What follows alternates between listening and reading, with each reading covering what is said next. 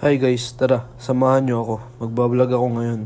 Kasama ko dito mga pinsan ko. Napag-isipan namin apat na pumunta sa tulay na busog ng Lobo, Batangas. At ito, on the way na kami papunta sa Lobo, Batangas.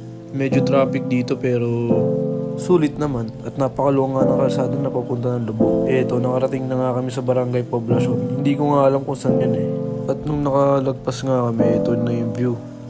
Ito yung ilog na kadugtong.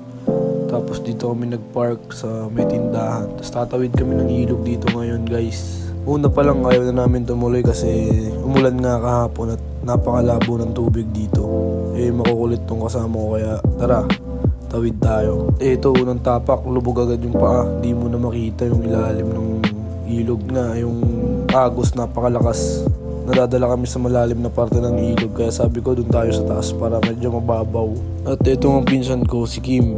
Kumakapit sa akin kasi napakalakas talaga ng agos ng tubig. Ayan, makikita nyo nahihirapan kami tumawid ng ilog guys. Natapos na nga namin tawirin yung isang ilog tapos meron pa palang kasunod dito kaya nakahanap kami ngayon ng tricycle. Punta naman kami ngayon doon sa tulay na busog, yung mismong pupuntahan talaga namin.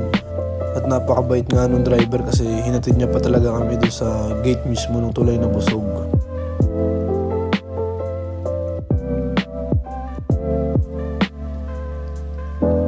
Dito malapit na kami sa gate.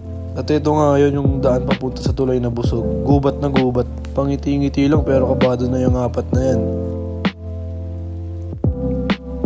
Ito na, pauwi na nga ulit kami guys. Pero dumaan muna kami sa dagat para naman hindi sayang yung pagpunta namin kasi nga malabo yung tubig sa tulay na busog. Kaya dito na lang kami sa dagat.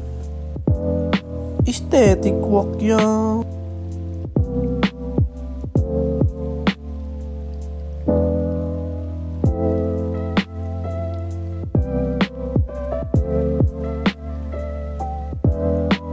Set up kami ng dito, camping chair. Pero isa lang syempre kasi hindi naman ready eh. Ito nga, hahanap na kami dito ng maliliguan at nakahanap na nga. Ito po si Ate Crisel, si Kim at si Ate Yen nasa loob. Ako, tapos na ako magbadlaw kaya let's go home. May nakita nga kaming spot dito, napakaganda. Sabi nila dapat dito na lang kami naligo nung una kasi napakalinaw talaga ng tubig tsaka kita nyo naman yung view guys.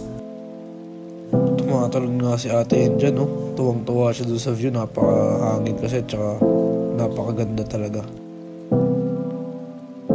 At ito, uuwi na nga kami. Dito kami napapunta sa Ilihan, papunta ng Monte Maria.